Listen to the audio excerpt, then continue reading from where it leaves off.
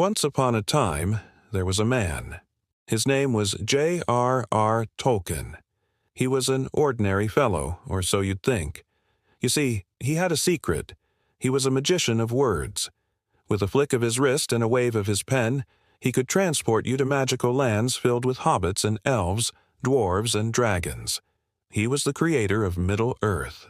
But even he wasn't immune to the trials and tribulations of love. Oh no, his tale is one that many of us can relate to, a tale of forbidden love. Tolkien fell head over heels for a woman named Edith. Let me tell you, she was a real peach, kind, funny, and beautiful too. But there was one teensy problem. Their families didn't approve. In fact, Tolkien's guardian forbade him from seeing her, believing that she was after his money. For over 2 years, young love was put on hold. All Tolkien had was his writing. So he poured his heart and soul into his stories, creating an entire mythology to express his undying love for Edith. Finally, on his 21st birthday, he worked up the courage to write her a letter. But alas, when he received her reply, his heart broke. She was engaged to another man. You know, the one his family had set him up with. Turns out she thought Tolkien had moved on and was quite surprised by his letter. Can you imagine her surprise when she read it? Must have been quite a shock.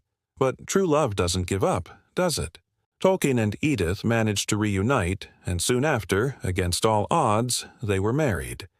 Just before the Great War, they started their own family and had 4 children. Through it all, Edith remained his rock, his inspiration, and his best friend. As he once said, she was more than my wife. She was my Lúthien, the immortal elven maiden who chose love above all. Ah, isn't that sweet? Sadly, in 1971, Lúthien passed away. 2 years later, Tolkien followed her into the next world. When they passed, their gravestones bore only one word each, Lúthien and Beren.